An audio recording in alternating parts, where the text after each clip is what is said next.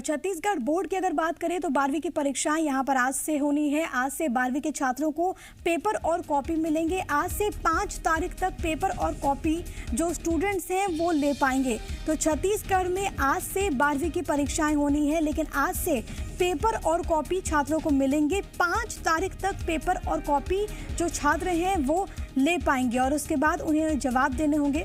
हालांकि ये व्यवस्था उन स्टूडेंट्स के लिए की गई है जो कि संक्रमित हैं कोविड-19 से, कि उनके गार्जियन, उनके पेरेंट्स उनके एब्सेंस में जाकर कॉपी और पेपर कलेक्ट कर सकते हैं। सत्य प्रकाश मेरे साथ, मेरे सहयोगी तमाम जानकारी के साथ इस वक्त लाइव मौजूद है। सीधे उन्हीं का रुख करते हैं। सत्या, एक बड़ी चुनौती पेपर करवाने को लेकर, लेकिन व्यवस्थाएं की गई हैं कि जो छात्र हैं वो पेपर और कॉपी जाकर सेंटर से कलेक्ट कर पाएंगे आज से 5 तारीख तक। बिल्कुल, देखिए, एक बड़ी व्यवस्था राज्य सरकार ने लागू की 12वीं के वो छात्र जिन्हें बोर्ड एग्जाम देने थे उनके लिए, क्योंकि जिस तरह की स्थिति पूरे प्रदेश में थी फिलहाल कुछ दिन पहले तक, या अभी भी जैसी स्थिति प्रदेश के कुछ जिलों में है, वो कोरोना की तेज संक्रमण वाली और महामारी वाली स्थिति दिखाई दे रही है। लेकिन इसके बावजूद जो है वो इस बात पे विचार विमर्श हुआ था कि क्या ऐसी स्थिति में 12वीं बोर्ड के एग्जाम फिजिकल तौर पे कराए जा सकते हैं। लेकिन तमाम जो विशेषज्ञ थे, इसके अलावा जो स्कूल शिक्षा विभाग के अधिकारी थे, उन्होंने भी इस पे एक राय जाहिर नहीं की। इसकी बड़ी वजह यही थी कि फिजिकल अगर एग्जाम होता, बोर्ड्स एग्जाम जैसे होते हैं, तो कोरोना संक्रमण का खतरा बच्चों पे ज्यादा रहता। इसीलिए व्यवस्था की गई कि 1 जून से 12वीं के एग्जाम होंगे, लेकिन बच्चे स्कूल से ही, मतलब जहां पे उनके सेंटर्स, ज्यादातर जगहों पे यही है व्यवस्था कि जो स्कूल से वहीं पे होम सेंटर्स हैं और वहीं से वो कॉपी और प्रश्न पत्र ले जाएंगे अपने घरों से। उसे लिखने के बाद 5 तारीख, मतलब आज ले गए तो 5 दिवस के भीतर 5 जून तक उसे जमा करेंगे। अगर बच्चे नहीं जमा कर पाए तो उनके पालक जो हैं उन्हें जमा करने की छूट मिलेगी। कमोबेश हमने ये भी देखा है कि छत्तीसगढ़ में यूनिवर्सिटीज के जो सेमेस्टर एग्जाम हुए हैं वो भी लगभग इसी पैटर्न पे हुए हैं। तो एक बड़ी व्यवस्था ये की गई कि बच्चों का बोर्ड एग्जाम भी ऐसा ना हो कि ना हो भी जाए, लेकिन संक्रमण से भी वो बचे रहे। ठीक है, ये अपने आप में बहुत महत्वपूर्ण फैसला और तमाम तरह की व्यवस्थाएं इसको लेकर यहाँ पर बनाई गई। सत्य, आप बने रहिएगा। एक और बड़ी खबर है, वो भी जरा अपने दर्शकों को बता देती हूँ, क्योंकि लॉकडाउन को लेकर छत्तीसगढ़ सरकार ने कई रियायतें दे दी हैं। प्रदेश के जिन जिलों में संक्रमण की दर 5% से कम है, उन जिलों में रियायतों को लेकर प्रदेश सरकार ने निर्देश जारी कर दिए हैं। इन निर्देशों के अनुसार 5% से कम पॉजिटिविटी रेट वाले जिलों में आज से होटल, बार और क्लब खोलने की इजाजत दे दी गई है। 50% क्षमता के साथ होटल, बार और क्लब रात 10 बजे तक खुल सकते हैं। साथ ही साथ सरकारी दफ्तरों में क्लास 1 और क्लास 2 कर्मचारियों की 100% हाजिरी की अनुमति दे दी गई है।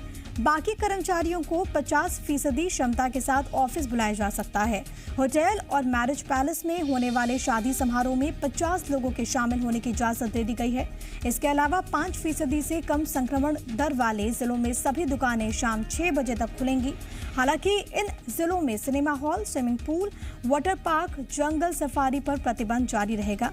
इसके साथ ही सांस्कृतिक, धार्मिक और राजनीतिक कार्यक्रमों, सभाओं पर रोक रहेगी। पूरे छत्तीसगढ़ में रविवार के दिन लॉकडाउन जारी रहेगा। ये कुछ बड़ी बातें हैं, वो हम आपको बता रहे हैं।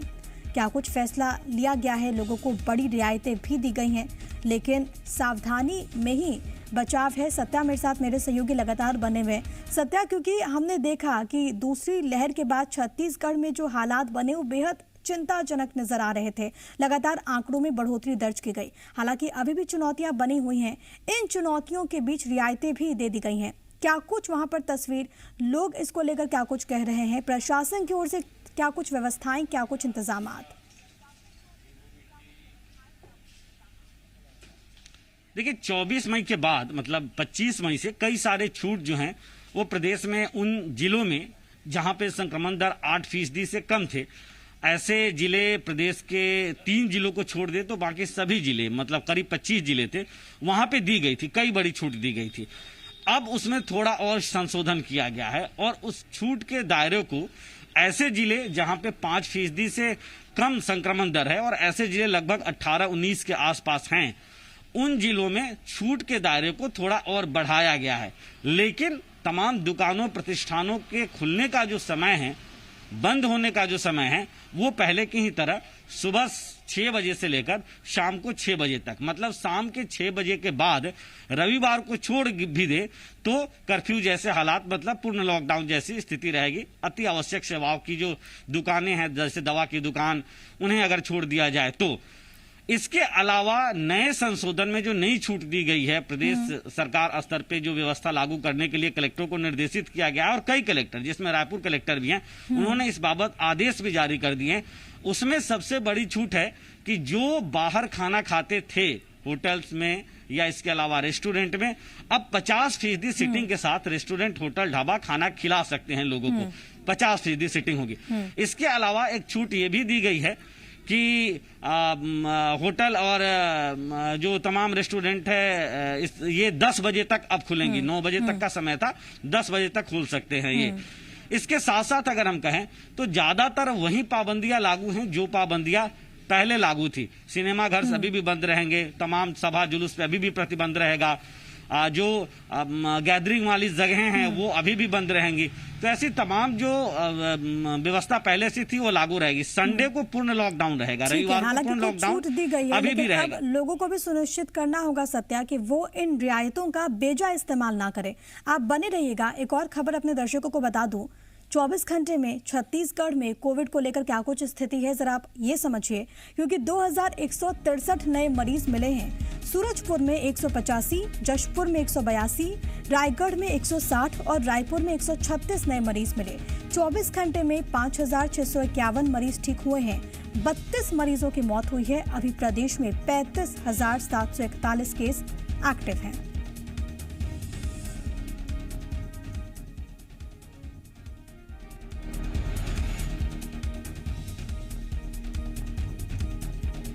छत्तीसगढ़ में क्या कुछ ताज़ा हालात वो हम आपको बता रहे हैं। संक्रमण दर में गिरावट जरूर दर्ज की गई है, लेकिन अभी भी जो आंकड़े सामने आ रहे हैं वो चिंता का सबब है। कोरोना की वजह से माता पिता और परिवार के कमाऊ सदस्य को गवा चुके बच्चों के लिए छत्तीसगढ़ सरकार महतारी दुलार योजना लेकर आई है। इसकी अधिसूचना भी जारी कर दी गई है। यह योजना शैक्षणिक सत्र 2021-22 से शुरू हो रही है। योजना के तहत सरकार ऐसे बच्चों को 12वीं तक की स्कूली शिक्षा निःशुल्क देगी। वहीं हर महीने बच्चों को छात्रवृत्ति भी दी जाएगी। योजना के अनुसार इस योजना की पात्रता में आने वाले बच्चों को प्रदेश के शासकीय स्कूल्स में फ्री में शिक्षा दी जानी है। बच्चों को योग्यता के अनुसार राज्य सरकार के स्वामी आत्मानंद अंग्रेजी माध्यम स्कूल में प्रवेश में प्राथमिकता दी जाएगी। उनकी शिक्षा का पूरा खर्च राज्य सरकार उठाएगी। सरकार कक्षा 1 से 8वीं तक के छात्रों को 500 रुपए प्रति महीने और कक्षा 9वीं से 12वीं तक के छात्रों को 1000 रुपए प्रति महीने भी छात्रवृत्ति देगी। ये महत्वपूर्ण फैसला यहाँ पर लिया गया है। सत्य प्रकाश मेरे साथ, मेरे सहयोगी लगातार बने हुए हैं। सत्या, कोरोना के इस वक्त में बहुत मार्मिक तस्वीरें भी सामने आई थी, जहाँ पर छोटे छोटे बच्चों ने अपने माता पिता को खो दिया, और अब उन बच्चों के लिए, उनके भविष्य के लिए ये महत्वपूर्ण फैसला, सराहनीय कदम राज्य सरकार की ओर से।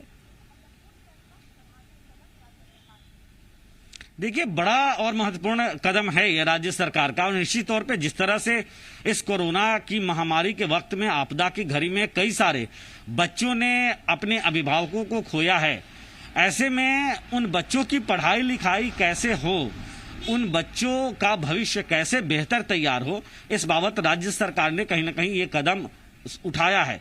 इस बाबत गाइडलाइन अब जारी कर दिए गए हैं।